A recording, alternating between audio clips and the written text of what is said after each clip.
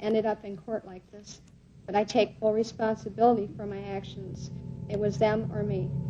I am sorry for all the pain that my actions have caused.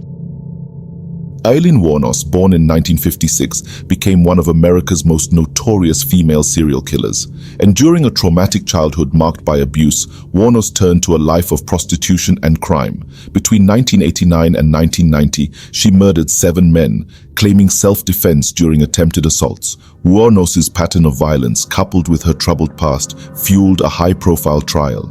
Despite her self-defense plea, she was convicted of 6 murders and sentenced to death. Executed in 2002, Wuornos's life remains a dark exploration of the intersection between personal trauma, mental health, and the chilling realm of serial homicide.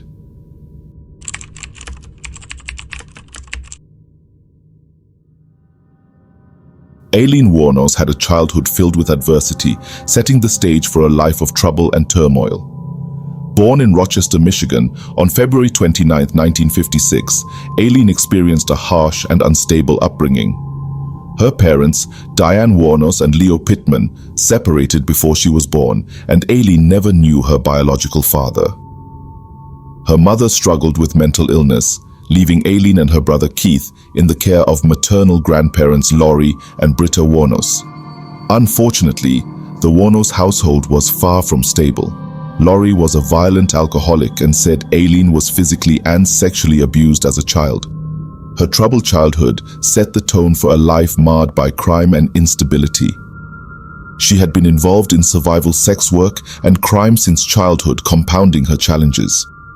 The early traumas she endured would later be described as factors influencing her descent into a life of violence, and finally, her infamous status as a serial killer.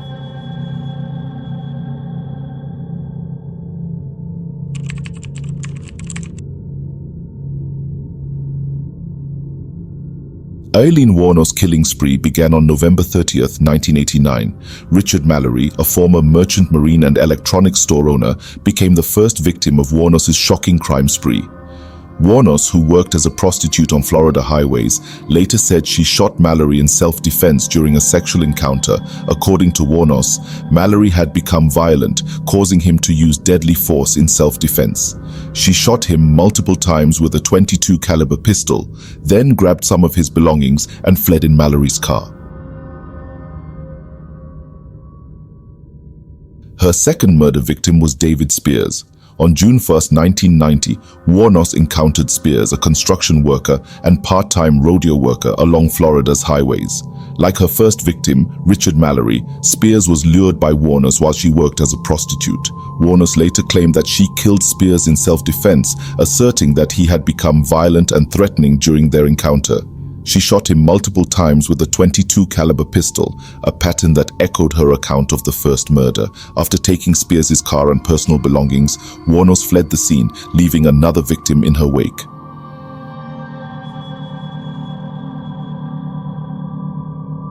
Aileen Wuornos' third murder victim was Charles Cascadon. On May 31, 1990, just one day before her second known murder, Wuornos encountered Cascadon along the highways of Florida. Cascadon, like Wuornos' previous victims, fell prey to her while she worked as a prostitute. Wuornos asserted that she killed Cascadon in self-defense, a narrative consistent with her accounts of the first 2 murders. According to Wuornos, Cascadon had become threatening and aggressive during their encounter, prompting her to use lethal force. She shot him multiple times before taking his car and personal belongings. Aileen Wuornos' fourth murder victim was Troy Burress. On July 31, 1990, Wuornos encountered Burress, a sausage salesman, along the highways of Florida. As in her previous encounters, Wuornos lured Burress while working as a prostitute. She asserted that he had become threatening and violent during their interaction, prompting her to shoot him. The circumstances surrounding Burress's murder mirrored the earlier killings, contributing to the emerging narrative of Wuornos as a serial killer who preyed on men she claimed had assaulted or threatened her during sexual encounters. Aileen Wuornos' fifth murder victim was Charles Dick Humphreys. On September 11, 1990, Wuornos encountered Humphreys, a retired Air Force major, in Marion County, Florida. Similar to her previous victims, Humphreys became a target during Wuornos' activities as a prostitute. As in her previous accounts, Wuornos asserted that she killed Humphreys in self-defense. According to her version of events, Humphreys had become violent and threatening. She shot him multiple times before taking his car and belongings and fleeing the scene. The circumstances surrounding Humphreys' murder added another layer of complexity to the ongoing investigation into Wuornos' crimes. Law enforcement, already skeptical of her self-defense claims, continued to uncover a pattern of violence that raised doubts about the authenticity of her justifications. Aileen Wuornos' sixth murder victim was Walter Antonio, also known as Tony Cascadon. On November 19, 1990, Wuornos encountered Antonio along Florida's highways. Antonio was the brother of Charles Cascadon, one of Wuornos' earlier victims. Wuornos, working as a prostitute, lured Antonio under circumstances that echoed her previous encounters. Once again, Wuornos claimed that she killed Antonio in self-defense. According to her account, Antonio became threatening and violent during their interaction, prompting her to shoot him multiple times with a .22 caliber pistol. After the fatal encounter, Wuornos took Antonio's car and belongings, continuing her pattern of robbery following the murders. The repetition of Wuornos' self-defense claims and the striking similarity in the circumstances surrounding each murder contributed to mounting skepticism from law enforcement and legal authorities. The chilling consistency in her narrative, combined with the increasingly violent nature of her crimes, heightened suspicions. Aileen Wuornos' seventh and final murder victim was Peter Seams. On June 7, 1990, Wuornos encountered Seams, a retired merchant seaman in Florida. Seams became a target of Wuornos' criminal activities as she continued her pattern of luring men while working as a prostitute. In a departure from her previous self-defense claims, Wuornos provided a different narrative for Seams' murder. She confessed to robbing Seams, but denied killing him in self-defense. Instead, Wuornos stated that she killed Seams after he violently attacked and attempted to rape her.